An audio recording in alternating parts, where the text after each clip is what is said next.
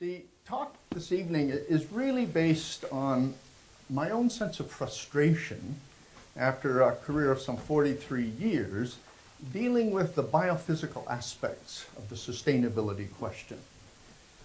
As Professor Devuti mentioned, I am a scientist. I was trained as a population and evolutionary ecologist. I have always had, since my early days on my grandparents' farm, a profound interest in the connection between Homo sapiens and the land, or ecosystems as it were. And as she indicated, that inspired me throughout my academic career to pursue dimensions of human ecology which were not even allowed in universities. You could not study, when I was a student, human beings in an ecology department precisely because of the dualism that Professor Devuti underscored. I was directed to go to economics or sociology or perhaps anthropology, but certainly not to look at humankind as a part of ecosystems. And to this day, that kind of attitude, that construction of the human mind in many respects applies. So I think it applies rather. And it is certainly part of the problem that confronts us today. What I want to do then is to quickly run through how my thinking has evolved as I've tried to unravel the conundrum we seem to find ourselves in. Basically, it's this. We claim to be evidence of intelligent life on Earth. We claim to be a knowledge-based society or a science-based culture. And yet there's scarcely any evidence of this at the level of collective decision-making affecting the most profound changes taking place on the planet that ultimately affect our own destiny. So the question for me in recent years has been, how do we reconcile the evidence of human intelligence with the evidence that we don't apply it? And what lies behind the conundrum that I'm going to play out for you this evening? Some of you will undoubtedly fall asleep in the course of this discussion. I think I've jumped one ahead, so I want to go backwards. Oh dear, I knew this was going to be problematic. Let's go to previous. All right. So here is the summary of what I have to say. People are not, contrary to what we would like to think of ourselves, fundamentally rational. High intelligence does not play often a major role, particularly in collective decision-making. I have so little time, I could spend a whole hour distinguishing between individual and collective decision-making. I can't do it this evening. I just want to make the assertion, then you can take it or not, that we don't act the same way in crowds as we do as individuals. Well, if collective decision-making is not dominated by intelligence, what is it dominated by? And to a very large extent, I will make the argument that instinct and emotion operating in short-term self-interest is probably more important in many instances than is data, analysis, or intelligence in the kinds of actions that take place at the political level. And by this I mean the defense, for example, of political power, the defense of positions of wealth, the defense of social status. All of these things will take precedence over, for example, the public interest in many of our public policy debates.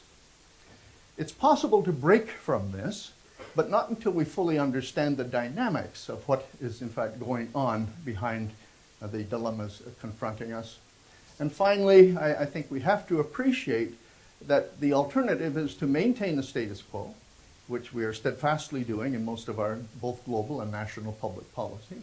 And should we do this, I think there's a high probability that we're going to see significant resource scarcity, significant social strife, and indeed geopolitical conflict that could lead to serious war. Societal collapse is also a possibility. I don't think it's a remote possibility. It's becoming, in fact, increasingly probable. And as I will illustrate to you, the collapse of societies is the norm for human cultures that have reached this stage of their evolution and continue to insist on the current path without due attention to the status quo. So that's what I'm going to attempt to do in the overview, and now I'm going to approach it in detail. My starting premise is one that a lot of people choke on right away, but I like to be controversial to get those little gray cells moving. It is that humankind, particularly in our modern guise, the so-called modernist society, techno-industrial society, is fundamentally and inherently unsustainable. And the reason for this is that we operate from socially constructed models of human behavior and of reality, which do not map well to the external biophysical reality within which we find ourselves. There is no way, I will assert, in which we can merely adjust our current economic paradigm, the development paradigm under which the world is going forward, so that it can be compatible with the functions and structure of biophysical systems upon which we are all dependent. So we have a fundamental conflict then between the way we think and act out in a world which performs quite differently from the assumptions built into our understanding of that world. I will further assert, and here's where some of you will really stumble, I think, that both genetic predispositions, behavioral predispositions that are rooted in our genes, and cultural memes are involved. In other words, cultural ideas are in effect reinforcing certain biological predispositions, leading to an untenable circumstance, which is leading us down this unsustainable path. We're in a situation in which these genetic tendencies I spoke of, which were once highly adaptive, have resulted in changes to the nature of the biophysical domain such that those once adaptive characteristics are now maladaptive and are in danger then of resulting in our being selected out in a classical Darwinian sense. So, having made that assertion, I want to draw out two or three of the elements about which I'm speaking so that you have some grasp of what I'm talking about here. First of all, human beings are an evolved species. We don't pay much attention to this. In fact, much of our political dogma, our religious dogma, separates us out as if we are not part of nature. But just like every other species on the planet, we have evolved. In fact, we've evolved extremely successfully up until relatively recently. Okay? There are many qualities of humans that have brought us to this point, but two of them I think are particularly important in this particular context. And we share these with all other species. So I'm picking two that we share with all other species, but which we do so much better than they do. And the first of these is that humankind has a tendency to occupy all the accessible habitat available to it. And if you think about it, there are no other species of advanced vertebrates on the planet that have such a wide geographic range as humans, with the possible exception of rats and mice, which tend to follow us around. The second point is that we have a tendency to use up all available resources. Now again, this is a tendency we share with all other species. From bacteria, anyone who simply dropped a bacterium on a petri dish and watched for a few days to see the entire petri dish colonized by that bacterium and all the resources used up, you should begin to think of the planet as the human petri dish. We've covered it completely with our own species, and we are using up all the available resources. Now, some people again will object, this is lots of resources left. Yes, but we're in the process of using them up. In my own country, we're digging oil from places that it wouldn't even have been possible a few years ago and putting them into the world marketplace.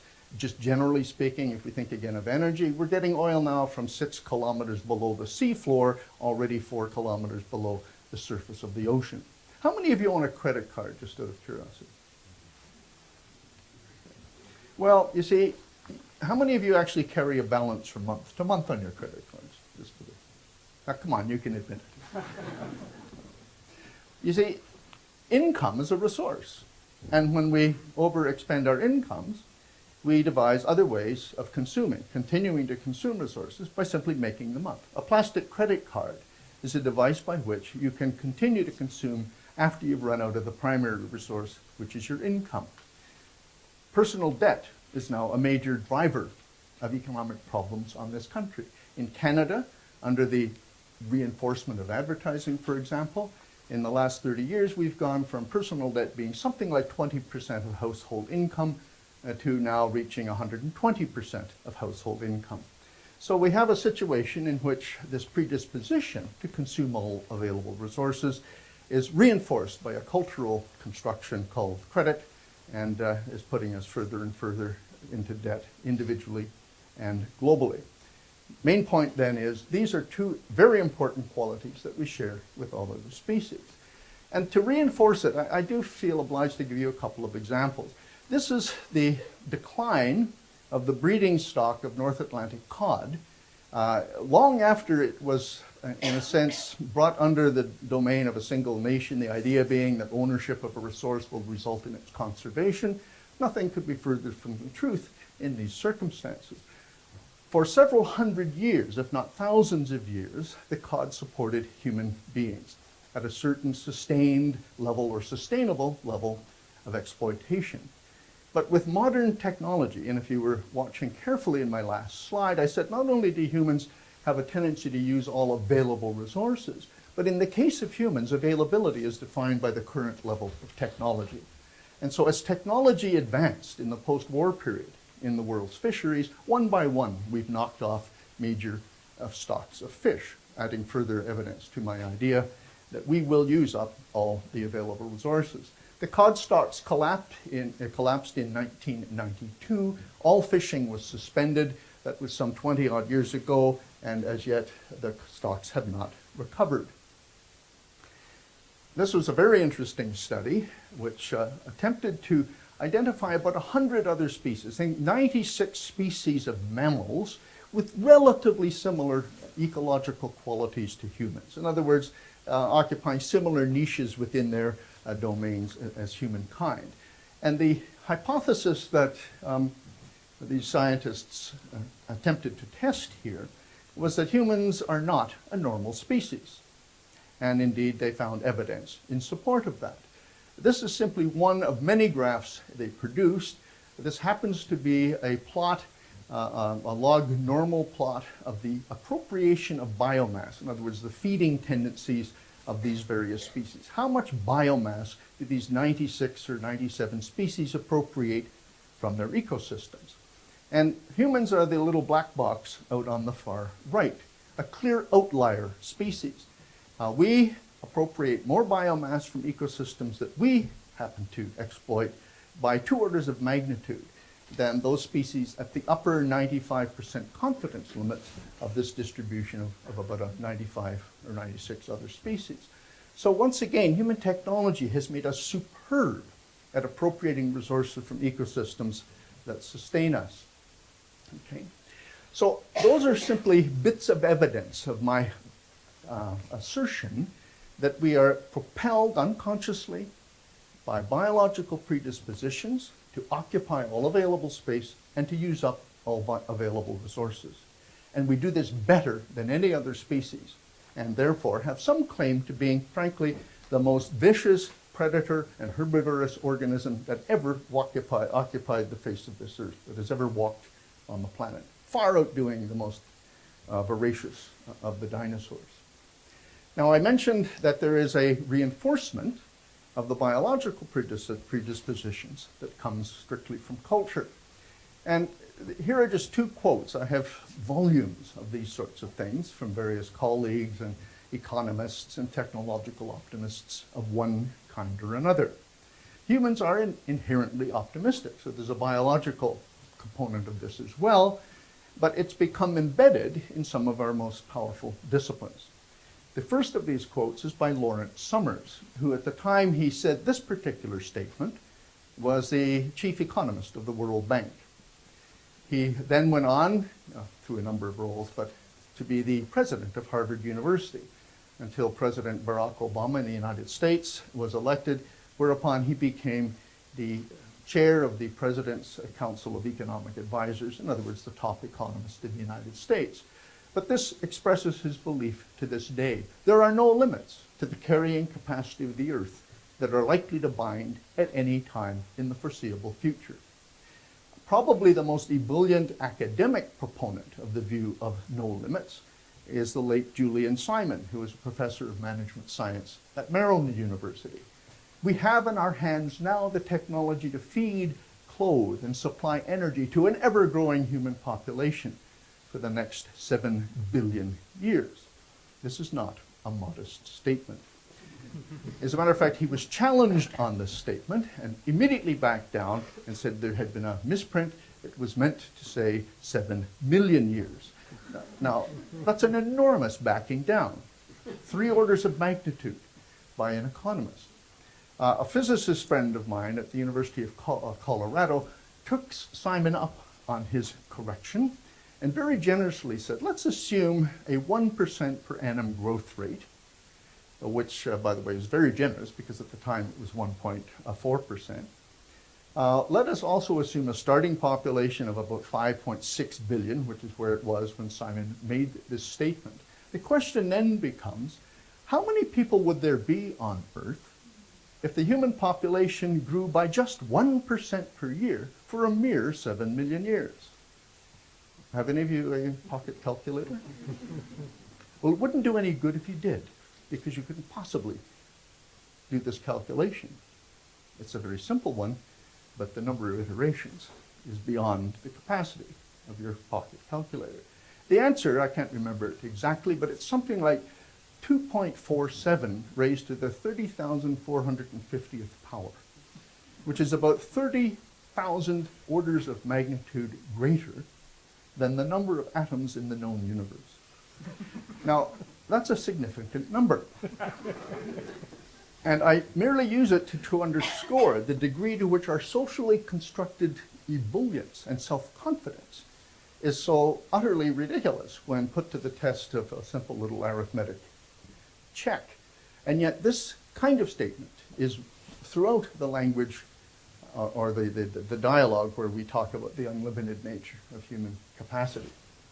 So what I've drawn for you so far is a species that has unusual intellectual capacity and ability to manipulate nature. It is a species driven by subtle predispositions, tendencies toward the occupation of space, toward the consumption of resources, reinforced by its own cultural mythology. We have a cultural narrative of unlimited growth, which propels and compounds the effect of our biological predispositions. Now, for the vast majority of human history, it didn't matter. Our technological competence was so limited that having this predisposition to expand, the predisposition to use up resources, was of no real consequence. We were really not much different from other species. Our populations merely fluctuated in any particular place, and the only growth of human populations for most of, say, the 50,000 years since the emergence of modern humans in Europe, for example, has been the expansion of people over the surface of the Earth. So this curve simply represents 2,000 years of recent human history writ in terms of population. I could have extended this axis to the left another couple of 100,000 years, which would have made stark the obvious point that the recent history of 200 years, in that 200,000 years, is an anomaly. Only 8 generations of humans have experienced significant growth, significant enough to be noticed in their lifetimes, for example. Okay? So if you went back 500 years, right here, a person might be born, and let's say they were lucky to live 90 years. Perhaps it was during a time of plague when local population collapsed by 30%. Certainly no technological change would have occurred. The agricultural tools used at the time of birth would have been essentially the same as those that were in play at the time of that individual's death. Nothing much happened. So what I want to underscore here is that we really live in a truly unique period. 8 generations of people have experienced sufficient growth to notice it, but all of us in this room are part of that period. So we take and have incorporated into our cultural narrative the idea that the norm is growth. And indeed, every government on the planet is struggling to maintain 2, 3, 4. In the case of China, they need 8 or 9% population growth simply to keep things rolling and to avoid social insurrection, because of the great disparity of benefits and costs within that country. Only 200 or 300 million people have actually gained much from the great boom in China. There's another billion who are still waiting to jump upon the bandwagon. So we have a very unusual situation here in which we conceive of our own period as the norm, when in fact it's probably the single most anomalous period in the history of our species. And I put a little arrow, there to show that we can account for this explosion of the human enterprise largely by our technological capacity to begin using fossil fuels in large quantities. Now, of course, some will say, well, it was medical science enabled all of these people to live. True enough. But it wouldn't have made any difference had we not been able to acquire the resources and the food to sustain that growth. And the resources and the food are largely the product of fossil energy. 90% of our food production today, well, between 75 and 90%, is really attributable to fossil fuel rather than any natural contribution. So we could go on at length about this. My main point is then that there's a huge coincidence between our use of fossil fuel and the explosion of the human enterprise. Now notice this is simply a graph showing the increase in fossil fuel use. It starts expanding around 1850, which is exactly the point at which I have my little arrow going here. And so you can see again the parallelism between the explosion in the human enterprise and our use of fossil fuels. This is going forward under exponential growth. This is a pattern of growth in which there's a fixed doubling time. And I think it's important to recognize that in just the last 30 years or so, 1/2 of all the fossil fuel ever used has been consumed. If the world economy doubles again, which it will do in about 23 years, let's say 3% growth, then the use of fossil fuel in the next 23 years, assuming, as every International Energy Agency report claims, fossil fuel will still be 80% of the basis of the economy 20 or 30 years from now. If that doubling occurs, then we will use as much coal as has ever been used in all of history prior. Okay, so the next doubling means we will double everything that you see on the board in terms of fossil fuel. Now put that in the context of climate change, for example. Okay? And that gives me a good segue into this slide. One of the consequences of the use of fossil fuel is a consequence of a simple physical law called the law of mass balance. Everything that goes into the economy as a resource comes out as waste. Everything. Even this building someday will be discarded as waste.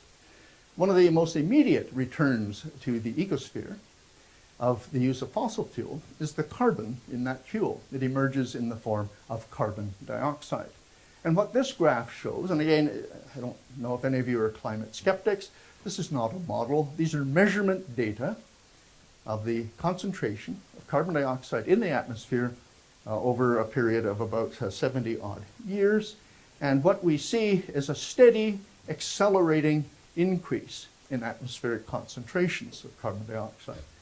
We've pushed those concentrations up by about 40% since the pre-industrial period, from about 288 parts per million up to about 390 parts per million in August of last year. This is an accelerating rate of increase, so it's actually super exponential. The rate of increase has virtually doubled in the last 30 to 40 years. And so this becomes a significant problem to keep in mind. These, as I say, are measurement data. They're not the product of a model. They're taken on a volcano at the top of Mauna Loa in Hawaii, thousands of kilometers from any industrial activity. And yet the instrumental measurements are sensitive enough to capture what some people refer to as the breathing of the earth. The upticks represent the winter periods during which vegetation in the northern hemisphere is shut down and photosynthesis is not taking place. We're burning lots of fossil fuel in our transportation to heat our buildings and so on and so forth. So there's a rapid accumulation in the atmosphere. In the spring, as northern hemisphere vegetation wakes up and begins to photosynthesize and convert that carbon back into biomass in the form of wood, then there's a rapid decline in the amount of carbon dioxide in the atmosphere. Those are the downticks. But every year the uptick becomes a little longer than the downtick, so the overall trend is an accelerating trend upwards, and therefore a continuing problem. This is the temperature correlate, and again, it's not the output of a model per se. These are measurement data.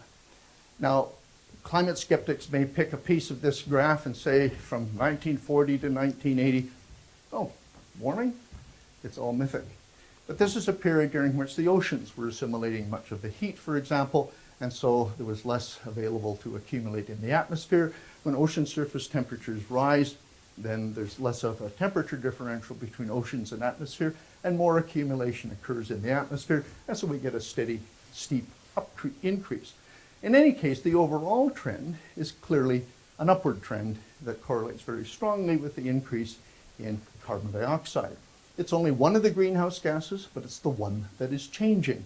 And so there's a very high probability of a relationship between the increase in carbon dioxide and the increase in the mean global temperature, which has risen about 0.8 degrees in the past 100 years or so. And the heat goes on. 2005 was the hottest year in the instrumental record, well tied with 2008 and 2011. 2010 and 2005 and 2008 are more or less tied in this position. We are currently, with all the policies that have been put in place by governments everywhere, we are on track to achieve about a 4 Celsius degree increase in mean global temperature in the next, for the duration of this century. A mean global temperature increase of 4 degrees Celsius would desertify most of China, much of India, much of the southern United States, northern South America, Africa, and so on, displacing literally hundreds of millions, if not billions of people, forcing them to become climate refugees. So that's where we are right now. I'm not saying this will happen. I'm simply saying with all the discussion we've had and all the climate conferences around the world and all the policies that have been agreed to and put in place, I'm not saying there's a lot of them, but as far as we've gone, that's the track that we are on today. Okay? And I want to underscore, I've spent some time with climate here because it's something most of us are familiar with. It's simply one example of dozens of manifestations of what I've come to now call fundamental human ecological dysfunction for the various reasons that I've been talking about.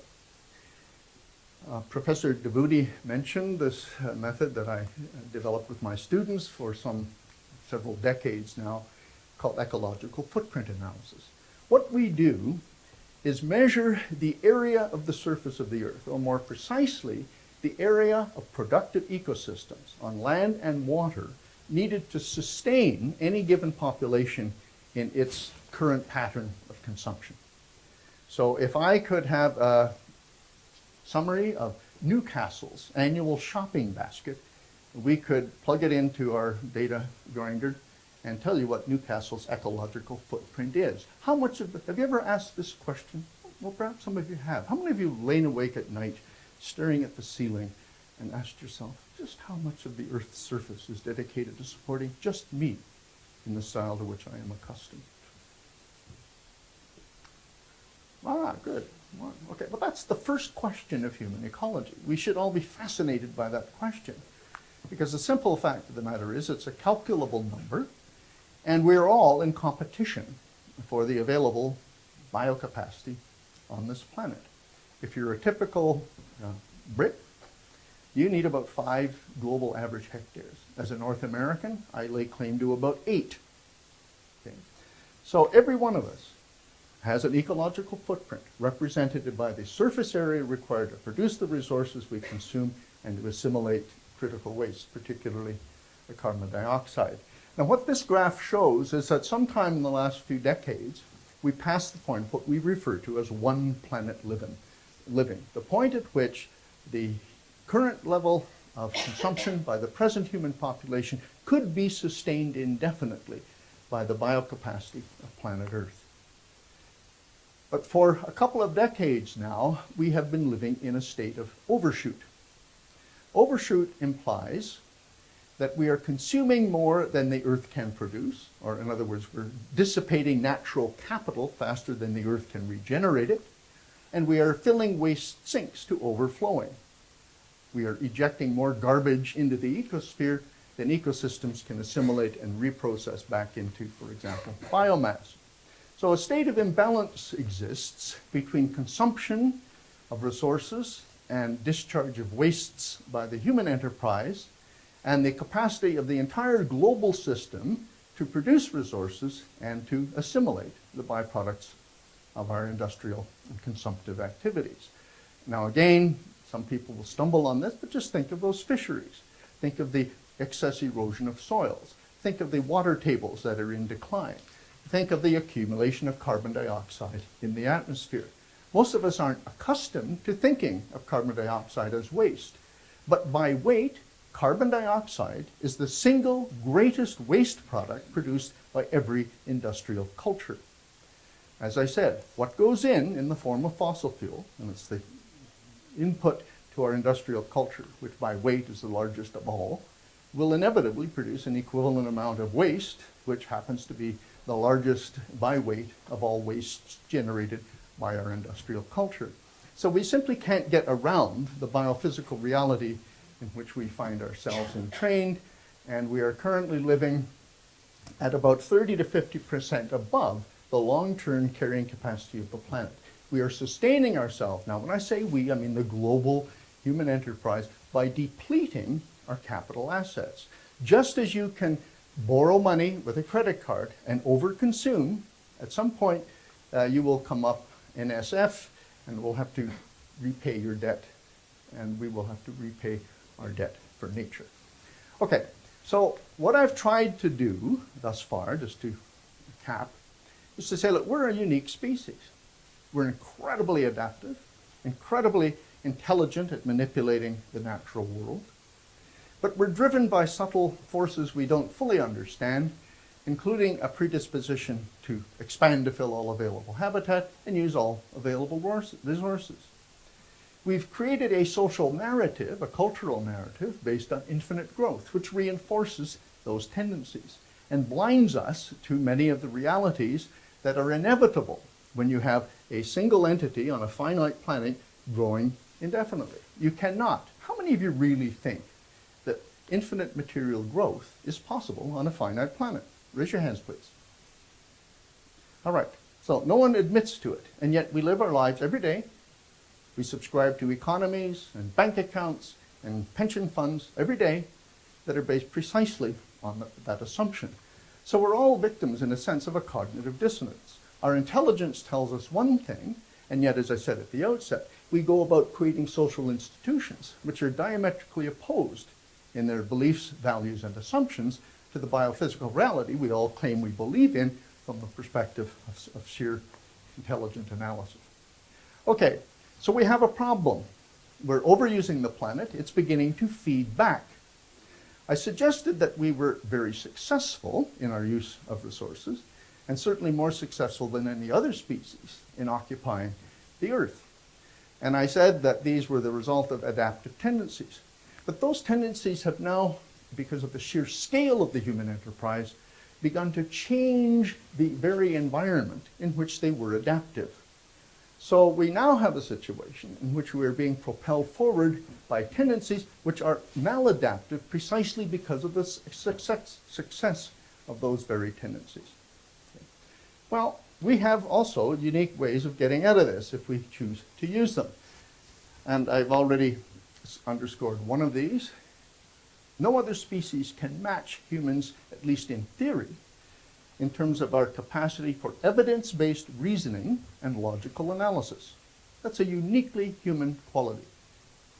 No other species comes close to human beings in their capacity for forward planning. I've taught 40 years in a planning school. I've been invited to be here by a planning school. So apparently we have this profound belief in our capacity to use our high intelligence, our logical analysis, to plan our own future, to manipulate data, to change the future for the better. No other species can make that claim. These other two qualities are also important, but not exclusive to humans. Humans can make moral judgments to a much greater degree than any other species. We have the choice of determining what is right or wrong. And by the way, to some degree, that's a social construct too, but that's an ability that we express to a greater degree than any other species. Finally, we have the ability to exercise compassion. We can feel sorry for other people or other species. Now again, there are probably a dozen or 15 additional qualities that are important, but I think these are the most significant ones in the context we are talking about. Have we any evidence on the global scale that in resolving the kinds of problems I've tried to underscore for you, if ever briefly, that we are applying on the collective basis our capacity for evidence-based reasoning, our capacity for forward planning, our capacity to exercise moral judgment in our treatment of other human beings, and our capacity to extend compassion to other people or other species. Oops. Okay, so we have this inordinate capacity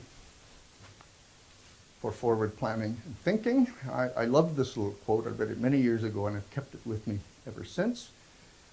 Pardon me. Heidegger's discourse on thinking. This pops out. He says, "Today, mankind is in flight from thinking." He was actually referring here to our rather too rapid adoption of certain technologies without a rational or without a detailed assessment of what the likely consequences would be. So he wasn't referring to the simple-minded utilitarian kind of thinking that you go about when choosing a new automobile or whatever. He was talking about the deep philosophical issues around, our destiny and how we go about shaping the planet on which we live. And I think this is exactly the point I'm trying to make here.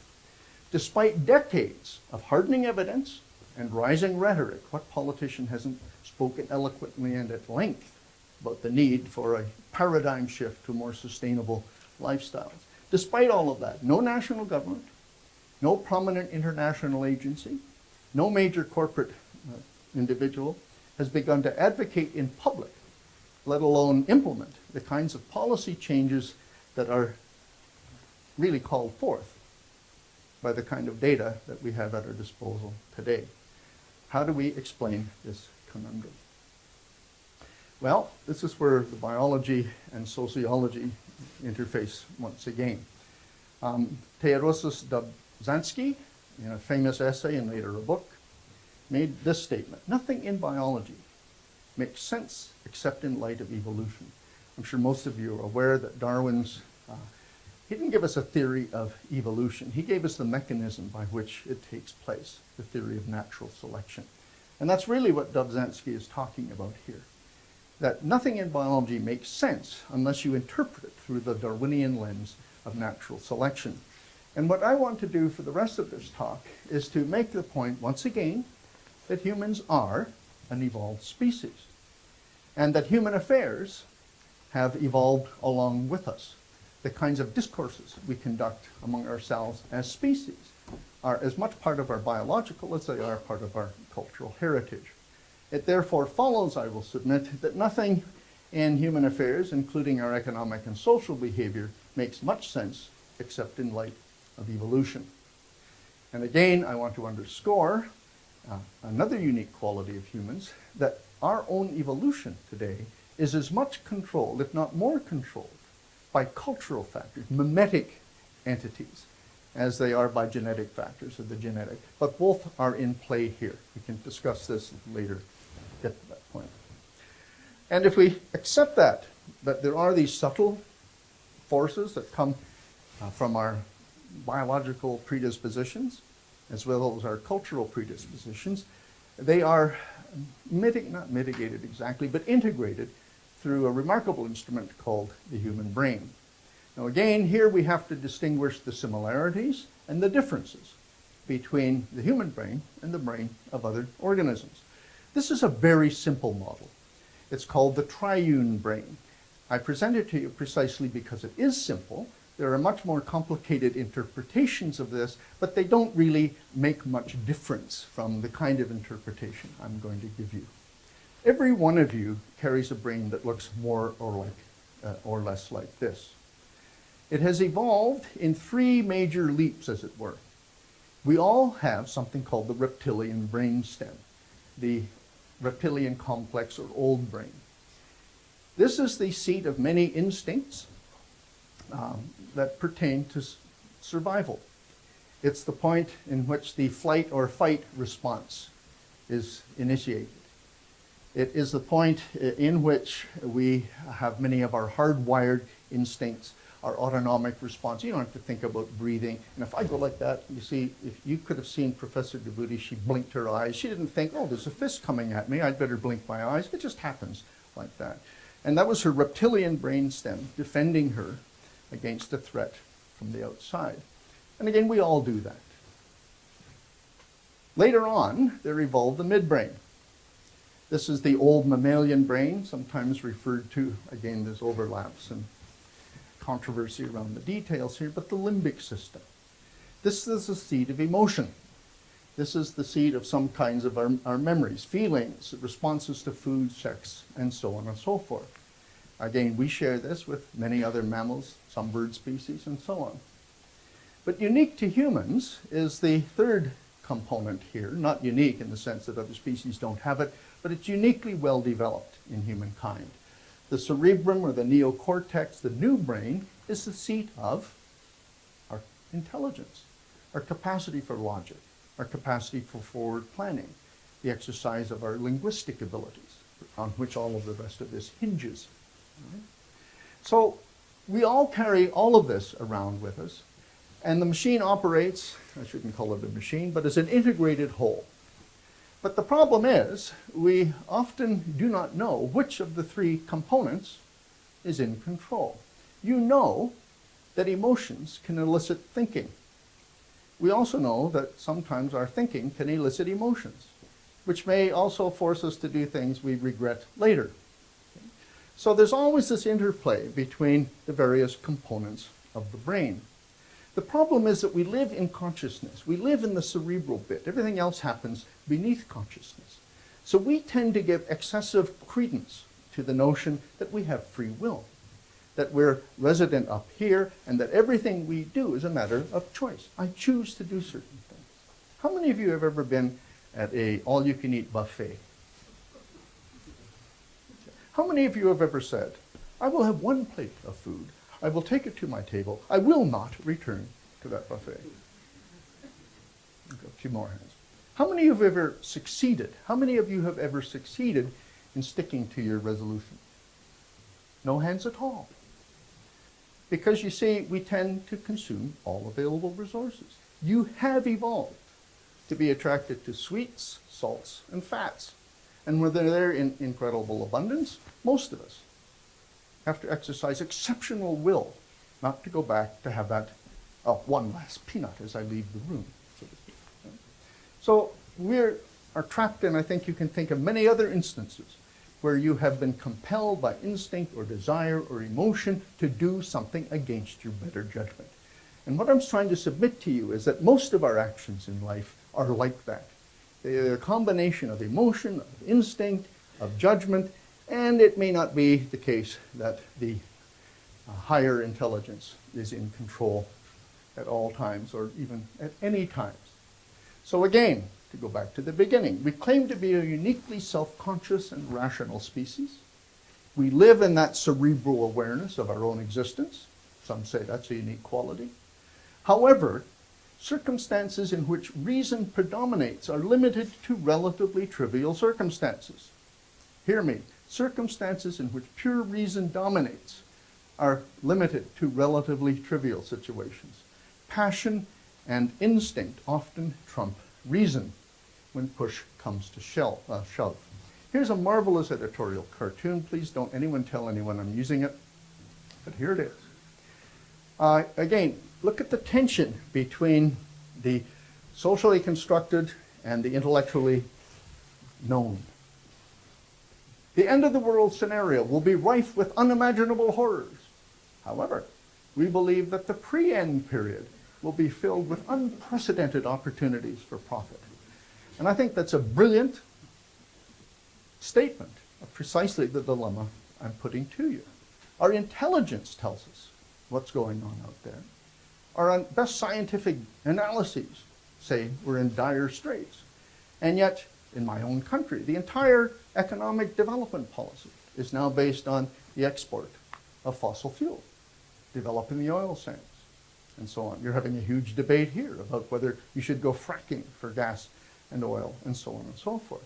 Well, you see, that has to be taking place in a compartment of the brain that is completely ignorant of the consequences of proceeding along those lines. This is a discussion I'm having with some of my MPs in Canada right now. It's difficult to detect the part of the brain that... No, never mind. Okay. Now, this isn't news. As I've studied more and more about this dilemma, I've come across more and more that tells me we've known about this all along. Mirandola was a Venetian, Florence, a Renaissance Italian priest, philosopher.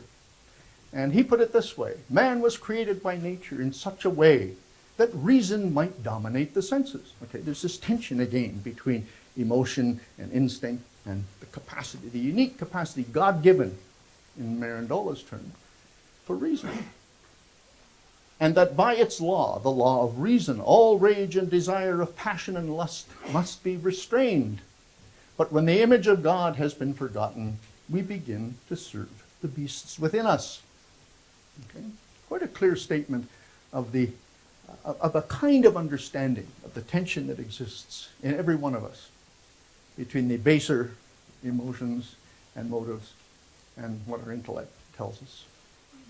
Antonio Damasio is one of the best known of modern neuroscientists, and he says the same thing using much more technical, up-to-date language. That's the same point. There are indeed potions in our bodies and brains. The brain, by the way, is not only part of the nervous system, it's part of the endocrine system. It exudes chemicals that make us feel good or bad and induce us to do things that we would not otherwise do. Okay? We know this.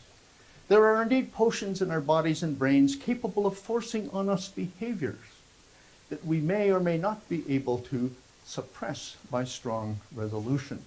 Now again, just refer to your own life experience for about 2 seconds here. Are you satisfied that this is a real statement? Of course you are. Okay. So Homo sapiens is genetically predisposed to abandon reason for comfortable cultural myths and social narratives. Just as you are genetically predisposed to maintain very comfortable lifestyles. Okay? And again, we've known about this for some very long period of time. The first of these quotes is from a book you can download from the internet in its entirety. It's called The Crowd, A Study of the Popular Mind, by an early behavioral psychologist, Gustave Le Bon, in France. The masses have never thirsted after truth. They turn aside from evidence that is not to their taste, preferring to deify error. A more modern statement of the same principle by Derek Jensen, a popular American, I suppose, cultural philosopher. For us to maintain our way of living, we must tell lies to each other, and especially to ourselves. The lies are necessary because without them, certain acts would become impossibilities. So we have a built-in means of deluding ourselves into doing certain things, because if we didn't delude ourselves into doing those things, we couldn't possibly do them. We would have to pay attention to the data and our conscious analyses of those data. Think of this in terms of socio-political behavior. We have constructed, I would argue, a society in which one's position is based on the possession of large automobiles, large houses, the size of one's paycheck, and so on and so forth. Because our self-esteem, our status, our political power depends on those things, we will defend them against all evidence that to do so in the long run may be fatal to our own interests, certainly to the interests of the community at large. So we are in a situation, I would argue, in which these kinds of social defense mechanisms operate beneath consciousness and defeat public policy, for example. And again, this should not be a surprise. Machiavelli, if you read a little Machiavelli, you will recognize was a master of understanding of precisely this principle. Look at this next quote. It says exactly the same as the previous one. The way men live is so far removed from the way they ought to live. Now, the way they ought to live, of course, is the way reason and good governance and so on says we ought to live in society as civilized beings. The way men actually live is so far removed from that anyone who abandons what is, the way we actually behave, not the way we should behave, for what should be, pursues his downfall rather than his preservation. So in other words, if you don't act out of these primitive, once adaptive instincts, you're likely to be erased from the political stage. And hence we have this powerful predisposition to defend the indefensible in the face of the evidence that to do so is against our individual and certainly our collective long-term interests. Okay. Now again, if we want further evidence of this, I would refer you to Barbara Tuchman's Pulitzer Prize-winning American historian and her book, The March of Folly. In it, she quotes Count Axel Oxenstierna of Sweden, who on his deathbed is purported to have said to his son, "Know, my son, with how little wisdom the world is governed." It's not as if there's no wisdom out there, it's just that we don't use it in governing ourselves. So from that starting point, she writes an entire book covering some 3,000 years of human history to make the case that throughout that entire period of time, for the most part, major political decisions determining the fates of societies and cultures are made not based whatsoever in reason, but rather on the other subtle influences that we're here to talk about. She asks, why do holders of high office so often act contrary to reason? Why does intelligent mental process so often seem not to function? Ask yourself that.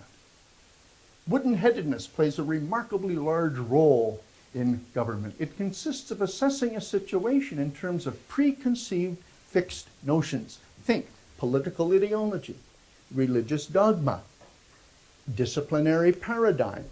These are preconceived fixed notions we have constructed, perhaps based on evidence, perhaps not, but we've come to agreement that this is the way things are, and we act out of them despite evidence to the contrary.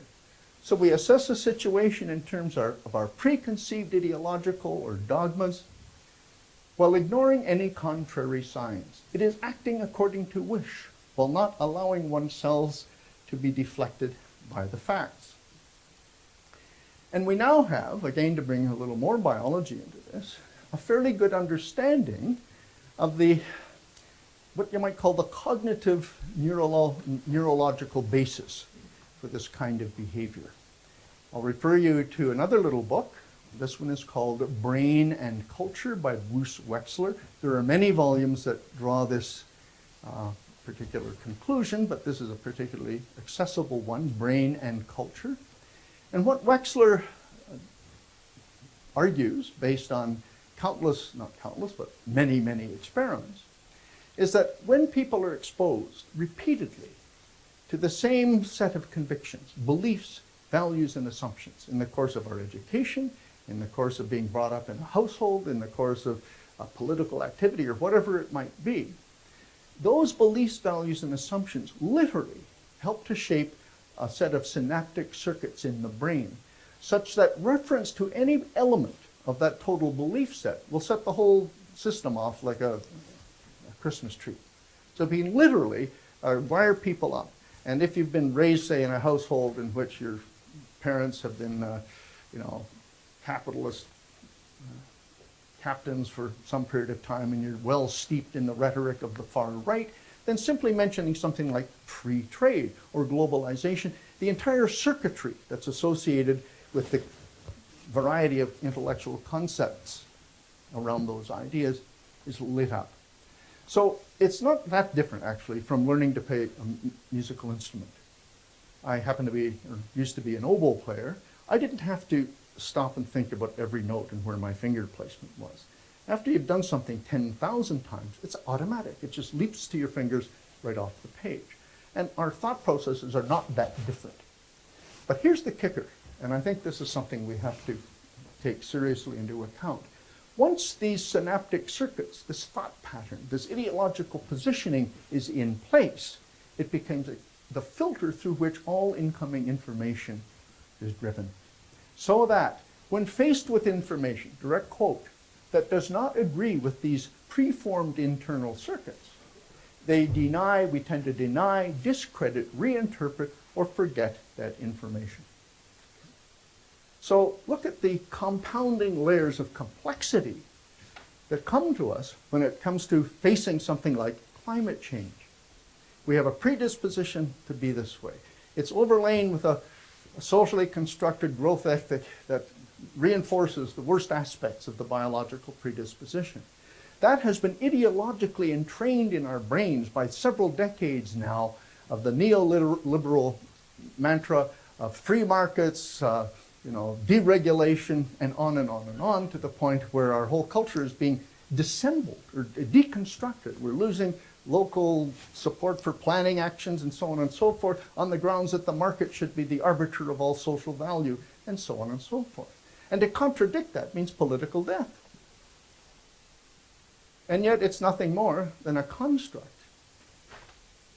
a product of the human mind with no basis in reality, and certainly one that is confounding our efforts toward policies that would encourage our collective survival.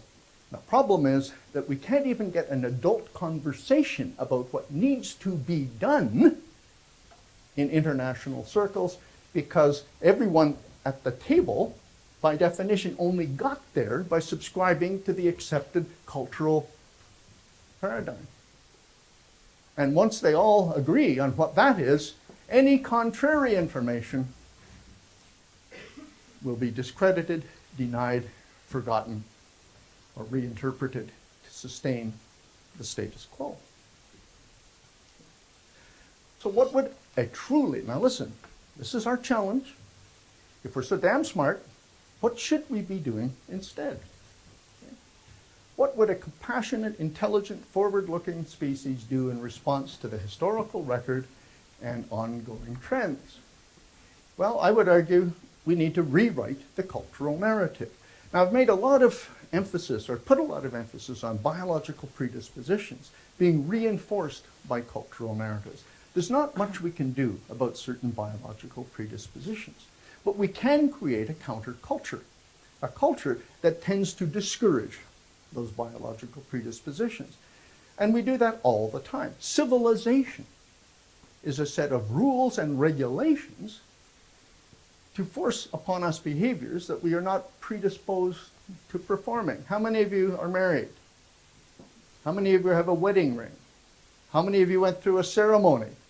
The purpose of which is to signal to the rest of society that you're not available, that you're committed to this individual, and so on. Humans are not monogamous species. We have to create cultural institutions to suppress behaviors which would otherwise be expressed and make the kind of civilization we have utterly impossible. So this is by no means a unique circumstance.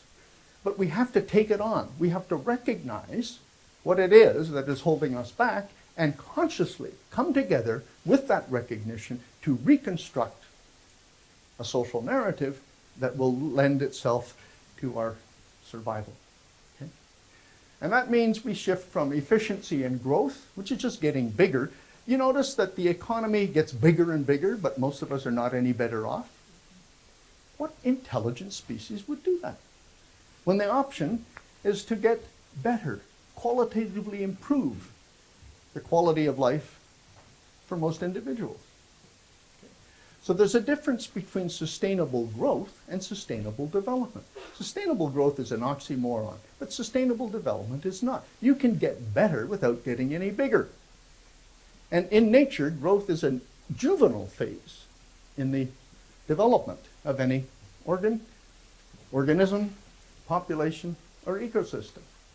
We must shift our underpinning values from competitive individualism, greed, narrow self-interest, toward community, cooperation, and our collective interests in surviving. You cannot imagine a world surviving in which we continue to compete at the individual and international level for the declining resources and so on and so forth. But you can imagine, if we learn to cooperate, that we can pull this off. Okay? And again, almost everybody who looks at this seriously comes to this rather dramatic conclusion. This first statement is by the World Business Council on Sustainable Development. So it's not a flaky outfit dedicated to shutting down the planet. This is the World Business Council on Sustainable Development, who pulled together a group of scientists and specialists on these issues in the early 90s in Belgium, Antwerp, and came up with this assessment. Look, the world is finite. It has a finite capacity to absorb waste. It has a finite capacity to produce even renewable resources. And we're undermining the basis of renewability even. It's also an inequitable world in which the rich are getting richer, the middle class is disappearing, and the poorest of the poor are worse off now than they were 20 years ago. So if we are serious about sustainability, even in the rather trivial Brundtland definition, and we want to have an ecologically sustainable world with a degree of social equity, then this is the conclusion they came to. A 90% reduction in energy and material throughput in OECD countries by the middle of this century to achieve sustainability equitably on a finite planet. Our eco-footprint analysis is actually more conservative than that. I've argued over and over again in recent writings that for sustainability with equity, wealthy OECD countries should be taking steps to reduce their ecological footprints by about 50% to 80%. That is to say, we have to consume vastly less energy and material resources than we do now in the rich countries, simply to create ecological space for necessary growth in the very poorest countries. Now again, this assumes you want equity to be part of this equation. The alternative is for us to hold our course and simply dismiss, literally, kill off 2 or 3 or 4 billion people with whom we happen to share the planet. Now in the last few years, this idea is beginning to take hold in some circles. This is just a small sample of books I pulled off my shelf to photograph for this meeting on the question of degrowth or shrinking the world economy. A Prosperous Way Down by a couple of ecologists. This is Tim Jackson's Prosperity Without Growth. Tim Jackson, until very recently, was the chair of the UK government's Sustainability Council, okay, which, by the way, was dissolved shortly after he published this finding. Okay. And some would argue that it's because it came right up against the principal paradigm of the British government around what is meant by sustainability. Another good friend of mine is Professor Peter Victor, an ecological economist at York University in Toronto in Canada, Managing Without Growth. This is the only economist who has ever taken a standard macroeconomic model and manipulated it with real data from the Canadian government to show that we could have a zero growth economy within 30 years with no unemployment and no poverty, should we choose to take the fundamental principles of sustainability seriously and apply them in a context that has a true meaning here. And so on. Growth isn't possible. You might know about the New Economics Foundation. Okay. Prosperity without growth should not be painful. This is just one graphic of many, many we've done. I didn't do this precise one, but my students have calculated the same curve for almost every index going into the Human Development Index. This happens to be a plot of per capita income in the countries of the world versus longevity.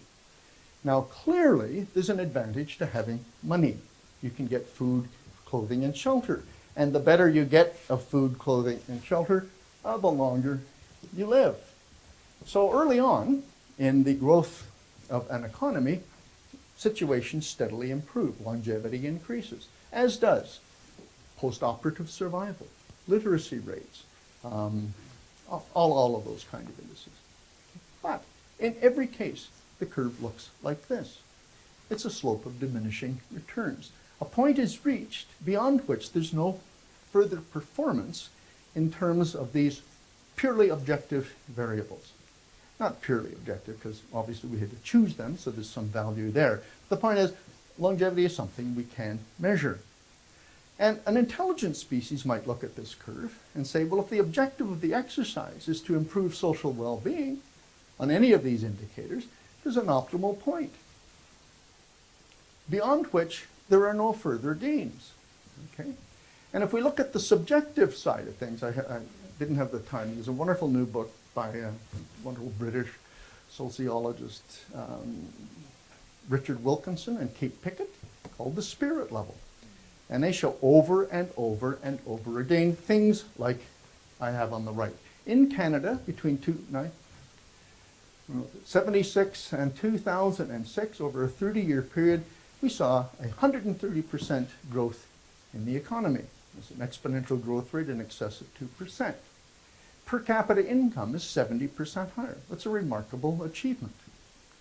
Yet, by the way, the purpose of growth, over and over again, is to solve poverty and to reduce unemployment, right? We've got to grow, got to keep the employment up. Well, we saw this remarkable growth in Canada through this period, typical of many countries. No change in the percentage of people unemployed.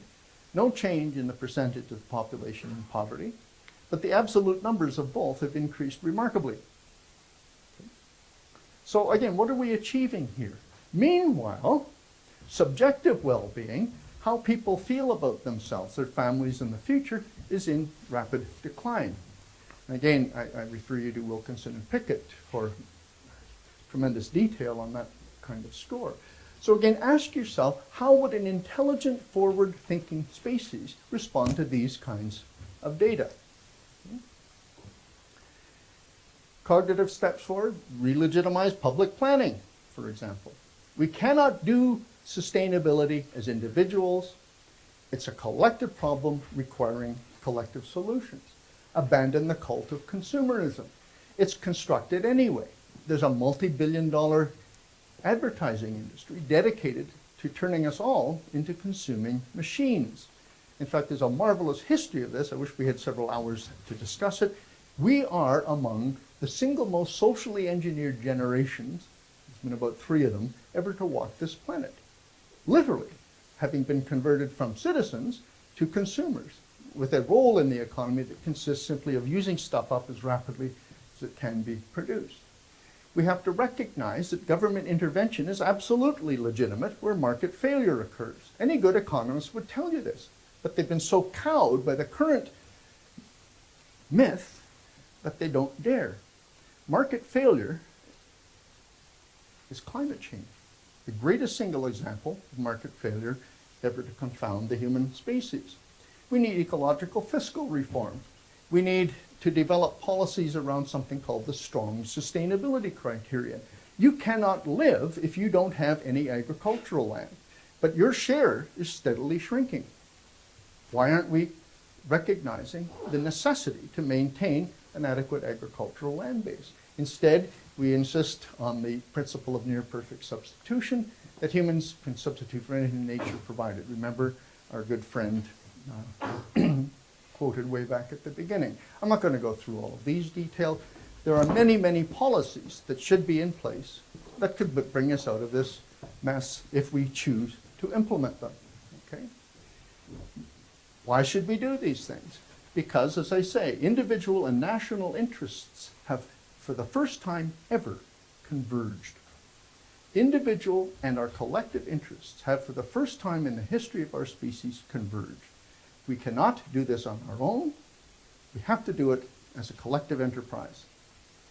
We have to understand that failure to act in the common good is leading. It's not a question of will, it's happening to ecological decay, civil insurrection, beginning already. It's happened here in Britain in the last year. It's happening in North America, particularly with the Occupy Wall Street movement. It's just the leading edge of the social discontent that necessarily comes from deteriorating social conditions, ecological conditions, and the resentment that the relatively impoverished feel when they see the 1% taking 80% of the national income. The good news is everything that we've talked about on the plus side can be achieved. I've said technology is available. We are ingenious. And we know, and I refer to you to another book called Factor 5, that we could readily achieve a 75 to 80% reduction in material and energy use should we choose to do so without making significant sacrifices to our way of life. Now that assumes that our way of life is a good one. And that's a whole questionable assumption in and of itself, but if you want to stick to this way of life, we can actually achieve the necessary reductions using off-the-shelf technologies with the appropriate policies in place to prevent the rebound effect and so on and so forth. Nevertheless, we don't even take that easy way out. The privileged elites with the greatest stake in the status quo control the policy levers. They will defend their positions of privilege, personal esteem, political power, and wealth.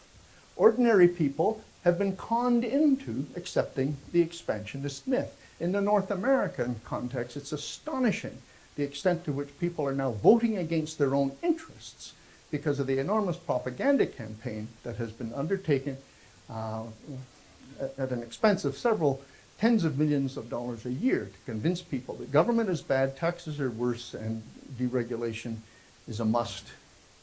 Okay. We wind up in a situation then where society is in paralysis. What is scientifically necessary is deemed to be politically unfeasible, but what's politically feasible in this socially constructed narrative is scientifically irrelevant. And again, others have come to similar conclusions. The Talberg Forum in Sweden meets annually to discuss issues of major importance. They, in their 2007 meeting, recognize we have all the tools necessary to achieve global sustainability with equity. Do we know what to do? Probably yes. Will we do it? Probably not. What an awful condemnation of a species that purports to be rational, intelligent, capable of forward planning, and capable of making moral judgments. This is a serious charge because maladaptive memes, maladaptive social constructs will be selected out just as maladaptive genetic mutations.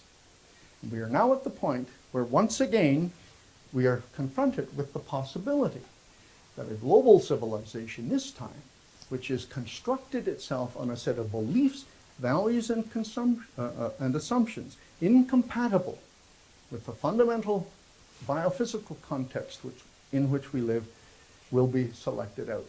And what I really want to underscore here is that this is the pattern of history.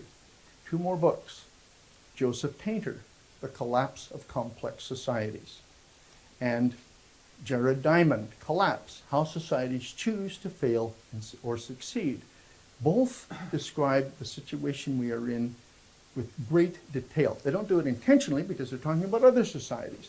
But anyone who reads these books can draw the parallels and recognize we're on this classical track that seems almost to be the inevitable route that human societies follow. The advantage we have is discussing it like this. Knowing what happened to them and knowing we have the capacities to pull this around, to change the pattern if we choose to do so. And what's the pattern? Joseph Tainter. What is most intriguing in the evolution of human societies is the regularity with which the pattern of increasing complexity is interrupted by collapse. So I invite you to join me in proving Tainter and the Talberg Forum wrong. Let's rise to the challenge of exercising those qualities that make us truly human, because if we fail to do so, we're simply listening to the beasts within and are no better than the reptilian brainstem that we've inherited from our progenitors. Thank you very much.